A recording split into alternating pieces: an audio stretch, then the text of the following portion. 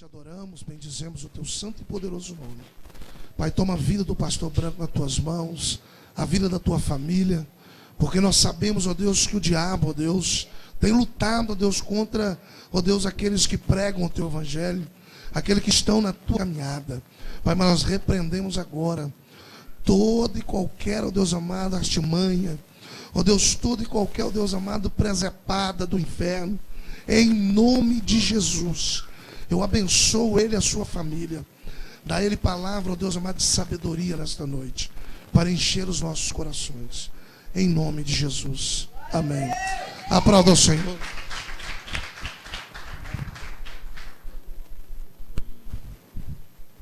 Amém, irmãos. Cumprimento essa igreja amada neste lugar com a graça e a paz do Senhor Jesus. Amém? Para quem não me conhece, eu sou o pastor Ederson, mas se falar ninguém conhece. É perigoso nem minha esposa atender. Então todo mundo me chama de pastor Branco. Não sei por que me chamam de pastor Branco, né? Nada a ver. Talvez pastor Rosa aí seria melhor, tá? O pastor Vermelho, né? Mas é um privilégio estar aqui, agradeço o convite. A gente já queria estar aqui há mais tempo, né? Mas o nosso tempo às vezes é curto, né? Se tem algo nos dias de hoje que é mais precioso do que o ouro e a prata, é um negócio que se chama tempo, né? Mas a gente, com certeza, fez uma força para estar aqui. Está muito feliz de estar aqui. Então agradeço a igreja, agradeço ao pastor, a sua família, né? Que Deus possa nos honrar nessa noite aí. E eu queria falar nessa noite sobre aliança, irmãos. Aliança. Talvez você fale, pastor, mas o que tem a ver aliança com família, aliança com aquilo que Deus quer fazer nesse congresso? Desde o dia que o pastor me passou o tema, falou, vamos para um congresso de família e tal, me deu uma pincelada ali. A gente orou, o Senhor colocou no coração de Deus, mas Deus, Ele queria falar especificamente para cada um de vocês, principalmente os que estão servindo ao Senhor neste lugar. E Deus queria falar de aliança, que uma coisa que marca muito a vida das pessoas é você olhar para alguém que é de Deus, que tem uma aliança com Deus para valer. Eu conheço muito crente, mas conheço pouca gente que tem aliança com Deus. Pouca gente. Glória a Deus não, irmão, misericórdia, né? Tinha que ser o contrário, né? Conheço pouco crente, mas conheço muito que tem aliança, não é verdade? Mas hoje é uma coisa que tem sido muito rara. As pessoas não têm tido aliança no seu emprego, não têm tido aliança dentro da sua casa, sendo pai, sendo mãe. Tanta gente quebrando esse princípio de aliança. E Deus é um Deus de aliança, né? Tem aquela música lá que a gente canta e eu descobri um negócio. A hora que a gente fala mais mentira é na hora do louvor. Já parou para pensar nisso? Aí a gente canta Deus de aliança, Deus de promessa. Fala, Ele é. Mas e a minha aliança e a sua aliança com o Senhor, não é verdade? Então Deus quer falar com você nessa noite, crente. Deus quer falar de aliança. E eu quero começar dando uma pincelada naquilo que é aliança. Na verdade, Deus vai falar de alguns aspectos de uma aliança. Se é que você se considera aliançado, então você vai passar numa peneira de Deus. Pastor, mas por que falar de aliança? Por que falar dos aspectos de uma aliança? Do que implica uma aliança na vida de uma pessoa? Por que falar disso? Porque a sua família, ela só vai converter se ela olhar para você e ver que vale a pena andar com Deus. Tem muita gente, pastor, que eu tenho descoberto que fica pior depois que converte. Já viu um negócio dele? Não tem como. Tem gente que piora em casa. E aí a gente escuta algo que é terrível, né?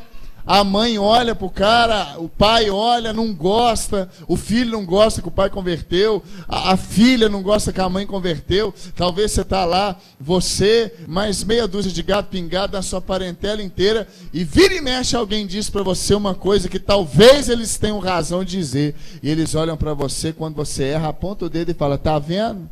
Não está adiantando nada você ir na igreja, está vendo? Não adiantou nada você passar para crente. Sabe por quê? Porque no nosso meio, povo de Deus, está faltando aliança com o Senhor. Aliança. E o que é aliança? Nas Escrituras, segundo a pequena enciclopédia bíblica, ela declara que é um pacto, é um ajuste que solenemente se realiza entre duas pessoas. Ninguém te obrigou a fazer uma aliança com Deus. Ninguém te obrigou a ser crente. Pastor não pôs o revólver na sua cara e falou: você vai ser crente agora, que senão eu te mato. Podia até ser que ia ser bom, né, irmão? A gente ia ter um número de convertidos bem maior, né?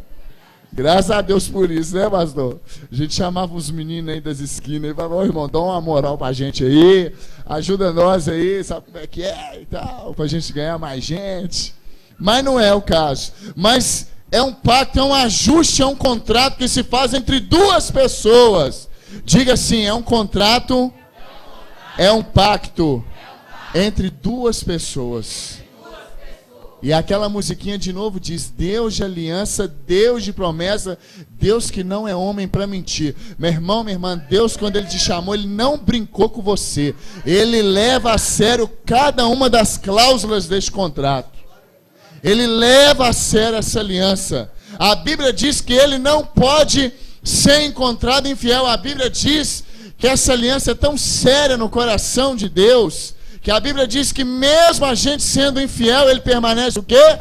Fiel. Mesmo quando você erra, faz tudo errado, você olha para o Senhor e continua na mesma posição, te amando, te oferecendo perdão, te dando a mão para você levantar, fala: sei que você errou, sei que você falou, mas eu estou aqui, ó. A parte minha da minha aliança eu cumpri. Levanta daí, arrepende do seu pecado, anda de novo comigo.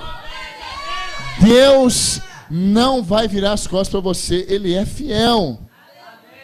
E as alianças que Deus estabelece com os homens são livres promessas da parte de Deus, baseadas em várias condições que o homem tem que cumprir. São livres promessas, mas elas são baseadas em coisas que você e eu precisamos cumprir. Se eu fosse você, eu ficava muito ligado naquilo que Deus vai falar com você. Se uma vez nós temos que cumprir, né? Então você precisa ficar ligado para você, pelo menos saber, para naquele dia, ai Deus, eu não sabia que eu tinha que fazer isso, tá? Ai, Jesus. Não tem jeito, tá, meu irmão?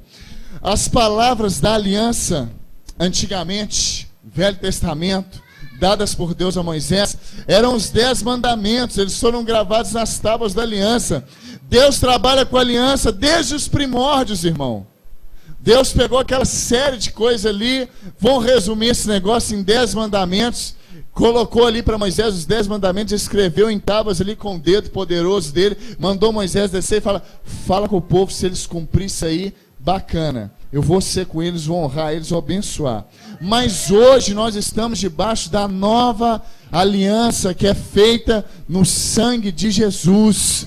Há uma nova aliança, a aliança da graça de Deus, a aliança da misericórdia de Deus, a aliança que atinge os gentios, não só o povo de Israel. Eu e você somos gentios, nós não somos da linhagem de Israel, mas nós somos alcançados por Jesus naquela cruz, na nova aliança. E eu quero abordar alguns aspectos de uma aliança. Primeiro aspecto que eu quero abordar aqui de uma aliança, para haver uma aliança de verdade, precisa haver morte. Funeral, morte funeral. Vira para quem está do seu lado e fala assim: meu irmão. Se for irmã, você fala: minha irmã.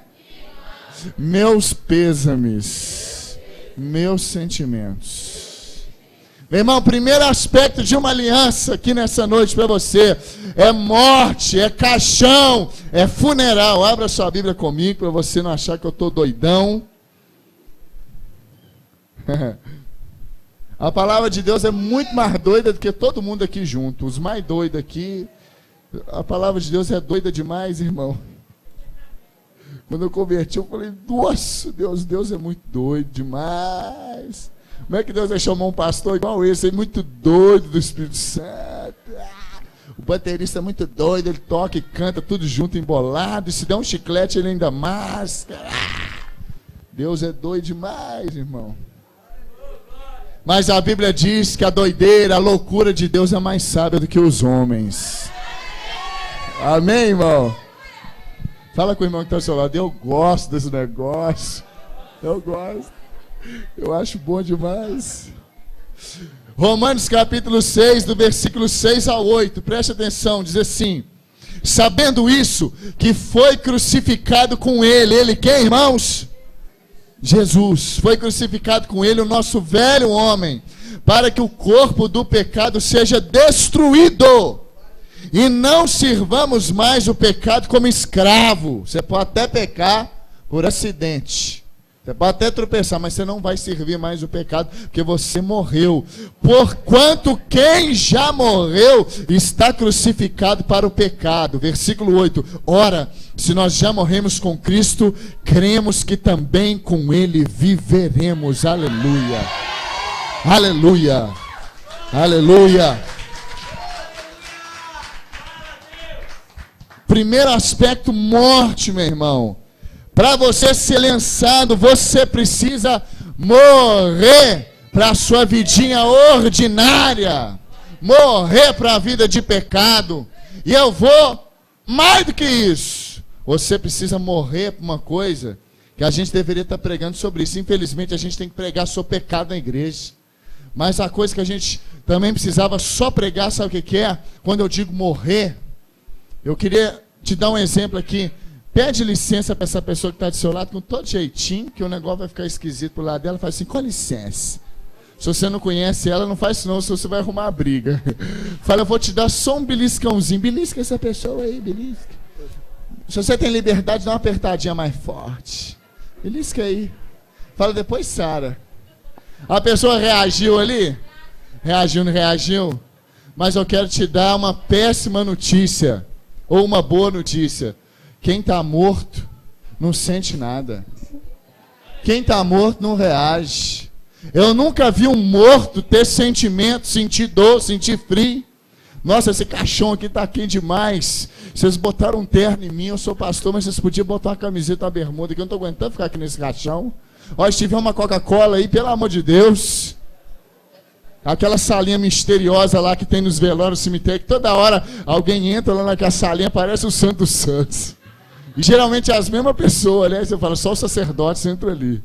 Os que não conhecem o defunto, então aquele lá não é o Santo dos Santos, é o lugar onde o pessoal toma Coca-Cola, come pão de queijo, pão com salame a madrugada inteira. E se você não for muito amigo do morto, eles não te chamam para ir lá comer.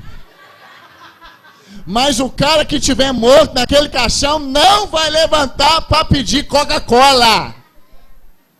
Morto não tem vontade. Então, pastor, nós não devíamos pregar mais só sobre pecado. Não, irmão, você tem que crucificar sua carne, crucificar sua carne. A Bíblia diz que a gente tem que crucificar a nossa vontade. Quantos aqui tem muitos sonhos aqui?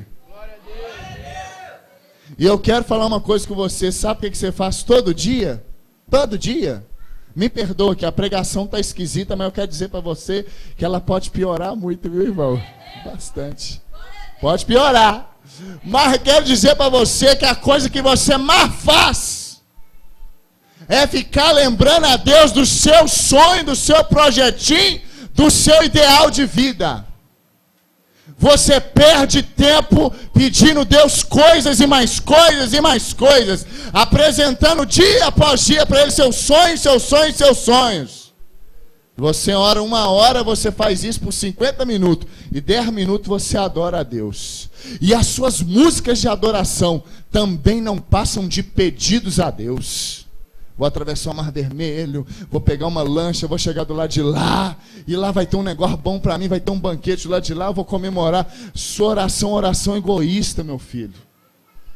Você precisa aprender que você precisa perder não só, meu irmão, o medo de lutar contra o pecado. Você precisa começar a lutar contra o que você pensa, o que você crê, o que você acha. Você precisa lutar contra os seus sonhos. Morto não sonha. A gente diz, Senhor, eu quero viver os teus sonhos. Mentira! Muita coisa na sua vida não aconteceu e não vai acontecer porque você não tem coragem de dizer para o Senhor, Senhor, quero sonhar mais não. Tinha uma música, meu Deus do céu, eu que encontrasse o irmão cantou ela, eu falei, irmão, você quebrou minha perna, meu irmão. Que na hora dessa música eu tinha que ficar lá na frente do altar, lá pastor de boca fechada, abaixava a cabeça, virava de costas para ninguém ver. Aquela música lá, abro mão dos meus sonhos. Você lembra essa música? Abro mão dos meus sonhos. Eu falei, isso é a maior mentira que eu posso cantar aqui hoje para Deus. Primeira coisa que Deus quer dizer para você é que você precisa hoje, nessa noite, celebrar o seu funeral. Você precisa morrer, não só para os seus pecados, mas até para os seus sonhos, para a sua vontade. Sabe por que tem tanta gente frustrada na igreja? E tem algumas coisas que eu nem sei porque que eu estou dizendo, mas Deus sabe por que está dizendo. Sabe por que tem muita gente frustrada na igreja? Porque você apresenta seus sonhos para Deus e fala: Deus, agora o Senhor vem aqui e dá um jeito, resolve, abençoa, ainda usa o nome de Jesus. Aí aquilo não realiza porque não é o plano, o sonho de Deus para a sua vida. Você se frustra. Chegou alguém lá na minha igreja e falou um dia assim: pastor, hoje é o último dia que eu venho aqui na igreja, e se Deus não fizer o que eu estou pedindo para Ele, eu estou mudando de igreja. Eu falei com ele assim: meu irmão, não perca seu tempo, nem assista o culto, pega as suas coisas e vai embora. Pega as suas coisas e vai embora, meu filho. Você não está entendendo o que a gente está pregando. A igreja é lugar de servir a Deus. A igreja não é lugar de ser servido, não, meu filho. A igreja é lugar de você morrer, é lugar de morte. Pastor, as pessoas... Na sua igreja é diferente, a sua igreja não é assim. Na minha igreja, as pessoas que mais dão trabalho, que mais reclamam, que mais acham ruim, sabe quem são? As pessoas que não fazem nada para Deus. Porque quem trabalha, quem está morto, pastor, não tem vontade, não tem tempo de pensar em picuinha, não tem tempo de encher a paciência do pastor, porque ele está tão morto, ele não sente mais nada. Alguém pisou no pé dele, alguém chamou a atenção dele, falaram um negócio, uma palavra mais dura com ele, fizeram isso e aquilo, mas ele está tão cheio do Espírito Santo, ele está tão morto,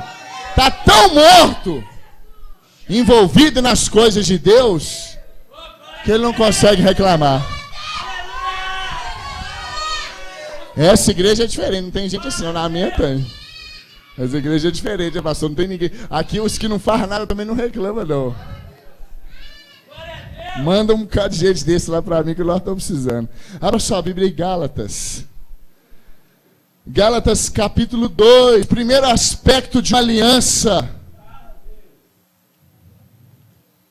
E sabe por quê, meu irmão? Que se você cumprir essa aliança, Deus transforma a sua família. Mas se Deus pegar você e transformar a sua família com a vidinha ordinária que talvez você está levando, sua família vai ser um bando de crente ordinário. Né? É igual milagre. A Bíblia diz que pela mão dos apóstolos aconteciam milagres extraordinários. Então, se existe o extraordinário, é porque também existe o ordinário. O que é ordinário? O ordinário é o comum, de todo dia. E Deus não está querendo crente ordinário, Deus está querendo crente extraordinário. Gente diferente. Gálatas capítulo 2, versículo 19 a 20. Vai piorar muito agora, irmão. Vai piorar, meu irmão. Está escrito aqui, ó, versículo 19, para embasar isso aqui que eu estou falando. Porque eu, mediante a própria lei, eu morri para a lei, a fim de viver para Deus. Estou crucificado. Eu vou profetizar isso aqui na minha vida, se eu fosse eu profetizava. Porque isso aqui é difícil, não é difícil isso aqui? Olha pra você ver, o negócio aqui é complicado. Porque eu, mediante a própria lei, morri para a lei, a fim de viver para Cristo. Mas eu profetizo, como Paulo disse, eu estou crucificado com Cristo. Logo, já não sou eu quem vive. Abre aspas. Sonho, penso, decido, escolho, planejo. Já logo não sou eu que vive, que decido, tomo minhas decisões, tomo as minhas posições, dou os meus pitacos aqui e ali. Logo já não sou eu que vive, mas Cristo vive em mim. Aleluia! Meu irmão, mas não se preocupe, quem não está pregando aqui nessa noite, apesar de parecer um ET, mas eu quero te dizer que eu não sou um ET. Mas eu quero dizer que eu e você somos Joe. Fala com quem está do seu lado. Meu irmão, você é Joe. De outro planeta. Porque nesse mundo nosso ninguém quer fazer isso aqui não, meu filho. Ninguém quer morrer não, pastor. Tem gente na igreja que está mais vivo que tudo. E se o pastor não abrir o olhão dele, fazer igual eu, comecei a parar de enxergar, arrumei um óculos, agora eu tô enxergando bem pra caramba, meu velho. Agora ninguém me engana mais. Se o pastor não enxergar bem, o cara tá tão vivo que, nossa, esse cara tá vivo demais. Tá? Nós vamos arrumar um ministério do porrete santo, para matar os crentes que estão muito vivos aí da porretada. Em nome de Jesus. Meu irmão, mas isso é sério. Nós precisamos morrer. E esse negócio é complicado. Morrer é complicado, eu sei que é complicado. Por isso que eu estou falando que eu não sou ET. Eu sou como você, de carne e osso. Eu sou sujeito a pecar, sujeito a falhar. Eu sei aonde eu sou fraco. Ah, pastor, mas eu sou fraco. Todo mundo tem uma fraqueza. Mas a Bíblia declara que quando eu sou fraco, nessa área, nesse exato momento, aí é que eu sou o quê? Forte. Mas se eu estiver morto com Ele, vivendo para Ele, senão eu estou perdidinho, vou ficar vivinho. Se você ficar vivinho na área que você é fraco, ela vai te engolir. Vai ou não vai, meu irmão? Vai te engolir. E olha o próprio Jesus, que é o nosso maior exemplo, meu irmão. O nosso maior exemplo é o Mestre. Mateus 26:39, não precisa dizer, não precisa abrir, mas precisa dizer. Está dito assim, olha só o que o Senhor Jesus disse: Pai, passa de mim esse cálice, mas se for o que, irmãos? Possível. Qual que é a palavra? Se for possível.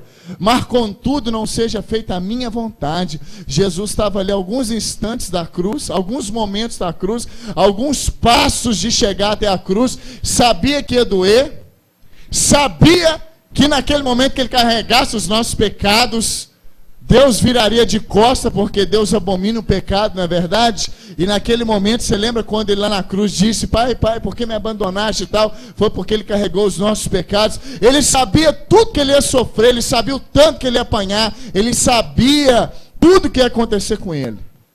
E ele orou em agonia. O nosso Senhor teve agonia. Ele era Deus, mas ele veio como homem. E ele disse: olha, se for possível, passa de mim esse cálice. Não tem um plano B, não. Tem um plano B. Mas se não tiver, seja feito a vontade do Senhor. O próprio Jesus, meu irmão. E eu e você, quem nós achamos que nós somos para mudar alguma coisa para Deus? Para ensinar a Deus, para querer viver a nossa vida, para querer sonhar os nossos sonhos, para querer realizar os nossos projetos. Se você gastar mais tempo orando a Deus para descobrir qual é a vontade dele, eu garanto para você que você vai ser uma pessoa menos frustrada, menos triste, menos angustiada. Meu filho, pelo amor de Deus, acorda. As coisas que são invisíveis, elas são muito mais preciosas que as visíveis. Nós, se formos ficar felizes, contentes, satisfeitos com as coisas visíveis, nós estamos perdidos. Eu tenho que ter isso, eu tenho que ter aquilo, eu tenho que chegar ali, eu tenho que ir para lá, eu tenho que fazer tal faculdade, eu tenho que trabalhar no melhor emprego da cidade. Isso é tudo muito bom e não é pecado ter essas coisas, possuir essas coisas, mas a melhor coisa que eu e você, como filhos de Deus, temos para fazer é fazer a vontade de Deus para a nossa vida. E muitas vezes a vontade de Deus para a minha vida, para a sua vida, não tem nada a ver com aquilo que você está vivendo. Você pode estar redondamente enganado. E às vezes o Espírito Santo está querendo falar com você todo dia, mas você entra para dentro do quarto e fala, pede, pede. Depois levanta de lá, no final fala em nome de Jesus, amém, levanta de lá, e o Espírito Santo fica olhando para sua cara assim, e fala assim: ele não deixou falar nada, ele não parou para me ouvir, ele não me deu oportunidade de falar com ele. Você precisa desesperadamente celebrar seu funeral nessa noite. Fala: Senhor, eu vou morrer de verdade aqui nessa noite. Vou morrer mesmo, eu vou ajoelhar nesse chão daqui a pouco aqui, vou falar, faz algumas coisas na minha vida morrer, Espírito Santo. Tem algumas coisas na sua vida que precisa morrer para sua família converter. Você está planejando demais, sonhando demais, mas está vivendo de menos. Aliás, está vivendo demais, precisa morrer. Amém, irmão? Vamos pular para outro aspecto aqui, senão a gente fica só nesse aspecto. Segundo aspecto, esse aspecto aqui é bom, você vai gostar. Primeiro é morte, né? Eu já dei logo a má notícia para você, para depois te animar, entendeu? Eu morro, depois eu assopro aí, entendeu?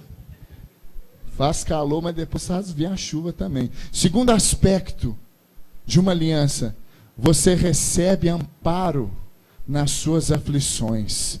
Deus cumprindo a parte dele na aliança. Olha o que diz a Bíblia em Atos, capítulo de número 7.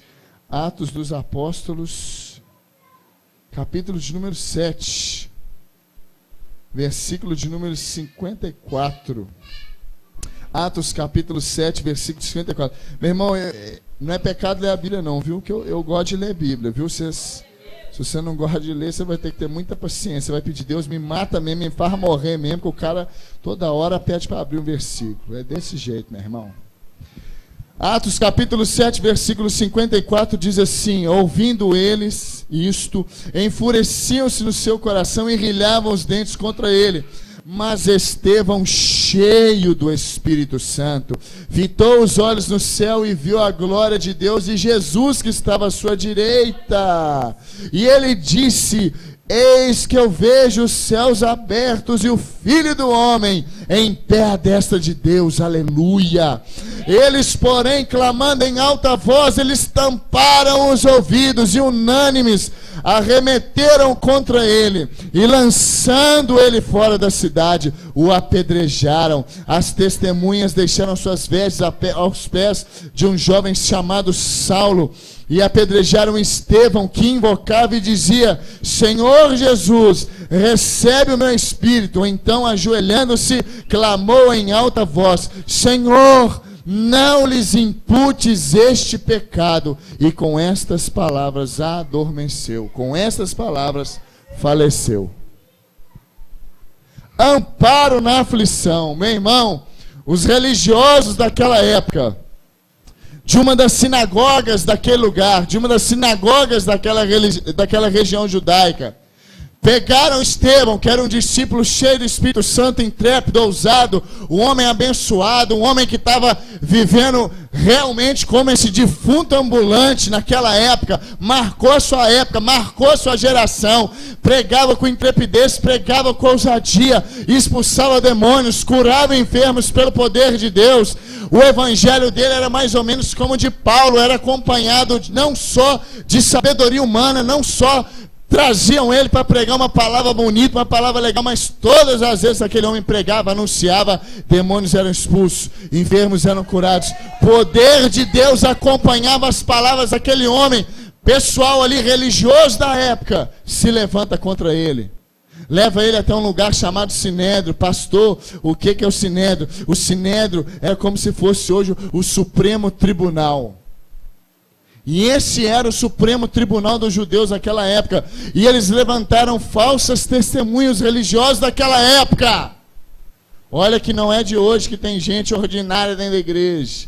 Os religiosos daquela época compraram falsas testemunhas para acusar Estevão diante do Sinédrio. E aí acontece exatamente isso. Enquanto ele, cheio do Espírito Santo, está fazendo a sua defesa, acontece esse episódio. Ele olha para o céu enquanto ele está sendo acusado, as pessoas querendo arrebentar com ele, e aquele monte de religioso, aquele monte de autoridade, aquele monte de político naquele lugar, ele fala: olha, eu estou vendo Deus, e eu estou vendo o Filho do Homem, que é Jesus, assentado lá de Deus. Aqueles religiosos tamparam os ouvidos e falaram: o que é isso? Que cara louco é esse? Vamos acabar com esse cara, vamos matar esse cara, que cara ordinário, que cara vagabundo, quem é ele para falar assim na nossa casa? Pegaram ele, arrastaram ele, começaram a apedrejar ele, mas a Bíblia declara que ele continuou tendo aquela visão, ele continuou olhando para o céu, ele continuava olhando para o Senhor Jesus. E eu imagino, meu irmão, que ele não estava sentindo a dor daquelas pedradas que ele tomava. Isso é comigo. Eu sinto no meu espírito que isso acontecia, não está escrito na Bíblia, mas ele tinha condição de continuar tendo aquela visão. O Senhor Jesus ali, talvez de braços abertos, olhando para ele, meio que falando: pode vir, meu filho, eu estou aqui, você está vindo para cá, aqui é seu lugar, pode ficar tranquilo. E o sangue escorrendo, e ele ficava tonto, caiu no chão, não tinha força mais para levantar, mas ele teve força para olhar para os seus opressores e dizer para o Senhor: Senhor, não impute eles esse pecado, não culpa eles disso não. Eles não estão sabendo o que estão fazendo. Um homem cheio da presença de Deus recebe amparo na sua aflição. Que aflição foi essa, meu irmão, minha irmã? Que angústia foi essa que esse menino viveu? Mas Deus quebrou aquilo ali na vida dele, fez ele ter a visão celestial. Fez ele ter a visão da glória de Deus no momento mais difícil. Era para ser o momento mais difícil da vida dele. Mas talvez foi a experiência mais fantástica daquele rapaz. Mais fantástica. Foi humilhado, apedrejado, mas não tinha nada. Ele estava cheio do amparo, da misericórdia e do favor de Deus sobre a vida dele. Olha para quem está do lado e fala assim: você está entendendo, meu irmão? Que até no momento mais difícil, Deus pode te amparar, Deus pode segurar sua onda. Você já lembrou aqui essa semana? Lembra, hein? Puxa, faz a retrospectiva sua. Retrospectiva não é 2013, não. Retrospectiva 2014, dessa semana que passou. Coisinha desse tamanho assim que você achou ruim, ficou triste, amolado, não é verdade? Quer dizer para você que se você desse uma olhadinha para a glória de Deus, você ia ver lá, o Filho do Homem estava lá. O tempo todo ele estava lá. Tem algumas situações na sua família que vão ser resolvidas quando nos momentos de aflição, de angústia, de terror, tem alguns momentos que são até de terror, pastor. Uma irmã chegou lá na igreja correndo, desesperada: pastor, meu filho traficante de droga, 15 anos de idade, me deu um soco na cara, vão lá para o senhor falar com ele. Eu falei: vou nada, vou apanhar do cara nada, homem velho igual eu apanhar do cara de 15 anos, tá doido, mas não, filho. Eu falei: minha irmã, falar com o seu negócio, se você quiser tomar um soco no outro olho, é só você deixar eu ir lá. É bem provável que na hora que eu sair de lá, se ele não me bater, irmã, na hora que eu sair de lá, ele vai dar um soco no outro olho da irmã. Você sabe por que eu disse isso para ela? Porque tem momentos, irmãos, que você precisa olhar para a glória de Deus. Tem coisa lá na sua casa que você está fazendo e você está perdendo a oportunidade de receber esse amparo na sua aflição. As pessoas vão ver serenidade. Qual que foi a resposta de Estevão para as pedradas que ele tomava? Perdoa esse pessoal aí, Senhor. Eles pecou talvez um monte de vezes, mas esse pecado aqui não atribui a eles, não. Era isso que ele estava dizendo. Meu irmão, olho por olho, eu sou no oftalmologista. Dente por dente, eu sou no dentista. Você está vivendo a época da graça. Você precisa aprender a dar a face para você ver o amparo de Deus na aflição. E sabe que dia que você vai perceber o amparo de Deus na sua aflição, o dia que você estiver em aflição, em tribulação, em grande dificuldade, vai ser nesse dia que você vai ter oportunidade de ver o amparo de Deus na aflição. Mas corre o risco de você nunca ver, se você quiser olhar para a circunstância, para a situação e se mover no seu braço, se mover na sua carne, se mover nas suas coisas. A Bíblia diz que o homem espiritual, ele cogita as coisas espirituais, e o homem carnal cogita as coisas da carne. Tem muita coisa na sua família que vai ser resolvida na hora da aflição. Você vai ver a glória de Deus vindo sobre a sua vida. Você vai receber amparo na aflição. Eu preguei terça-feira sobre o outro lado da moeda na igreja. Sobre o outro lado da tribulação. A tribulação é uma bênção. Isso é a prova de que a tribulação é uma bênção, porque o Senhor te ampara. O Senhor está com você. O Senhor faz coisa grande. É o outro lado da moeda. A gente olha para o pastor e fala: pastor, vou orar aqui agora, vou ajoelhar, vou arrancar sua barba aqui. Não tem jeito de eu levar uma barba sobre a minha casa, botar na minha cabeça, ungir, porque o senhor deve ser diferente de mim, porque na minha casa luta demais, pastor, estou sendo aflito e tal. Minha oração não está funcionando. A sua oração não está funcionando, mas você precisa aprender a usufruir do momento crítico, perceber que Deus não está, muitas vezes não é só na hora que você está andando em vitória, mas quando parece que você não está andando em vitória, Ele também está presente. Salmo de número 46, versículo de número 1, declara que o Senhor é o socorro bem presente na hora da angústia, da tribulação. E eu fico apaixonado com o Salmo 46, versículo 1, porque a Bíblia fala que ele é socorro bem presente. Uma coisa é o pastor Branco estar aqui. O pastor Branco está presente aqui nessa noite. Mas o pastor de vocês está bem presente, porque ele te abraça, te beija, te visita, cuida de você. É essa a ideia do versículo de número 1 do Salmo 46. Ele é o socorro bem presente na hora da tribulação, da angústia. Pastor, quando eu passo por uma tribulação, nós dois passamos pela mesma tribulação, eu passo murmurando, a mesma coisa nós estamos vivendo, moramos na mesma casa, comemos o mesmo pão, sentamos na mesma mesa, tomamos banho no mesmo chuveiro. Nós não tomamos banho junto? Não, de jeito nenhum, em nome de Jesus. Graças a Deus. Mas nós fazemos tudo, usufruímos do mesmo lugar. A igreja é assim. Usufruímos do mesmo banquete, do mesmo pão, da mesma palavra, do mesmo congresso. Dos mesmos congressos. Mas a reação é diferente. Agora eu quero te contar um segredo. Deus, ele é o socorro bem presente na hora da tribulação, da angústia. Mas, preste bem atenção, eu posso murmurar, eu posso reclamar, chorar a semana inteira, chorar até a tribulação ir embora, e o pastor pode estar passando a mesma coisa, não chorar, segurar a onda, pode até chorar uma noite inteira, mas a alegria vai vir de manhã, segurar a onda, e depois que a tribulação acabar, você olhar para a cara dele não mudou, é a mesma, de alegria, de felicidade. Aí você vai olhar e falar assim, mas o pastor é esquisitão, né, rapaz? Essa paz que excede o entendimento, essa presença de Deus invadiu a vida dele, porque com vitória ou sem vitória, a cara dele é a mesma. Mas eu quero te dizer que o Salmo de número 46, versículo 1, cumpre na minha vida e na dele. A diferença é que ele está bem presente, mas eu não consigo enxergar. E na vida dele ele está bem presente, e ele consegue perceber a presença de Deus como Estevão percebeu. É isso que o Senhor quer fazer com você.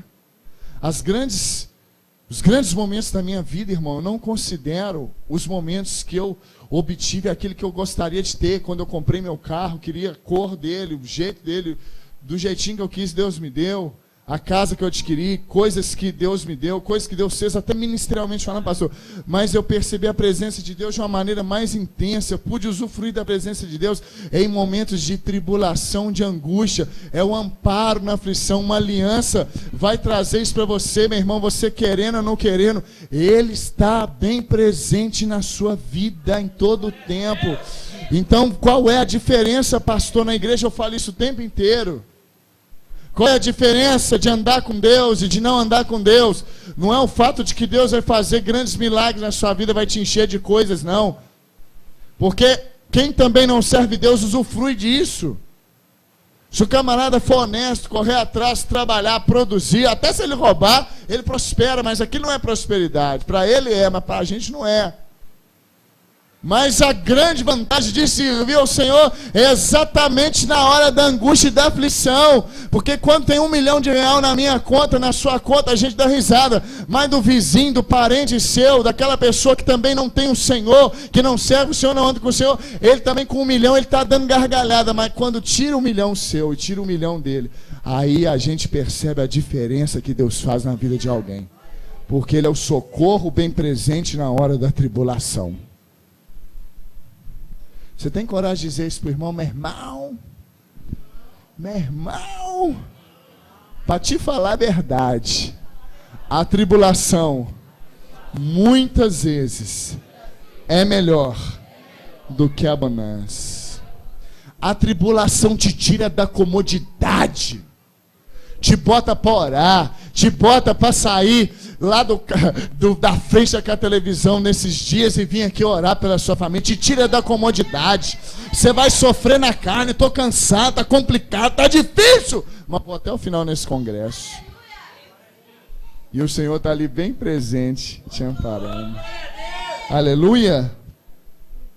Meu irmão, você está amparado. Fala com o irmão, meu irmão, você está amparado. Fala com ele assim, está tudo dominado, meu filho. Tudo dominado no Espírito Santo, viu, meu irmão? Presta atenção. Não confunde, não. 1 Coríntios 13, abre aí, meu filho. Vamos acelerar aqui, que agora Nós estamos brigando contra o tempo. 1 Coríntios capítulo 13.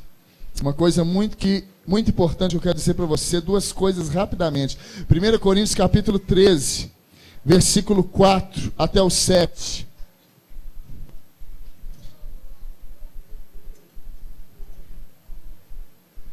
Do 4 ao 7 diz assim, porque de fato, perdão, eu estou em 2 Coríntios, 1 Coríntios 13, vamos lá.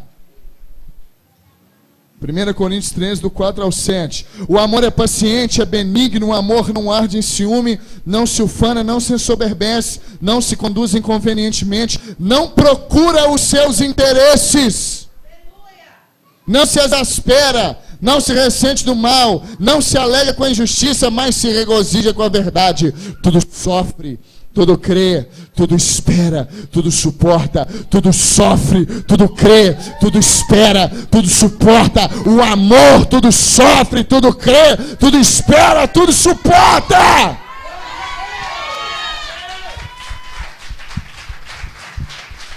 Está aí uma boa receita para você ganhar sua parentela para Jesus. Você ama eles?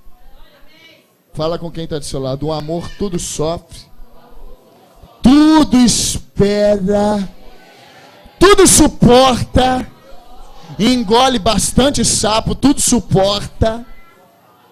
Tá? Entendeu o que é amar aí?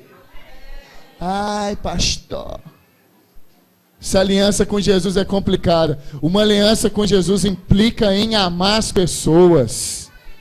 Implica em amar. E amar não é o egoísmo. Amar não procura os seus interesses. Pastor, eu vou casar com aquele garoto porque ele é lindo, maravilhoso, cheiroso. Aí pastor já tem que jogar logo um balde de água fria. Minha filha, não tem nada disso. Isso ali solta pum, aquilo ali tem CC, tem chulé. Vai acordar de manhã, tem ignorante, tem dia que vai ser bravo, chato, amolado. Se não é amor, o amor tudo sofre, espera, suporta. Isso aí que você está sentindo, sabe o que é? Paixão. Doido para pular, doido para agarrar, doido para beijar, doido para casar logo, senão só Jesus na causa, não é verdade? É. Verdade seja dita aí, né? Quem está namorando, segura a onda aí, meu filho. Segura a onda, meu filho. Em nome de Jesus. Tá juntado, não casou ainda? Para segurar a onda é mais difícil ainda. Casa logo. Se for preciso, deixa eu te pagar umas 2 contas lá. Mas no outro mês você paga para não cortar, mas marca o casamento logo, em nome de Jesus. Mas o amor, esse aspecto do amor é um amor, o amor é provado. O amor é provado. O que eu quero dizer com o amor é provado? Rapidamente, nosso tempo aqui já estourou, mas eu quero dizer para você, o amor é provado. O amor tudo sofre, eu quero que você fique com isso guardado no seu coração. Que o amor é isso, tudo sofre, tudo espera, tudo suporta. Eu achava que eu amava a minha esposa quando eu casei com ela. Agora vão fazer 14 anos de casamento e eu descobri que eu amo ela demais. Porque eu aprendi a engolir sapo, aprendi a sofrer, aprendi a suportar.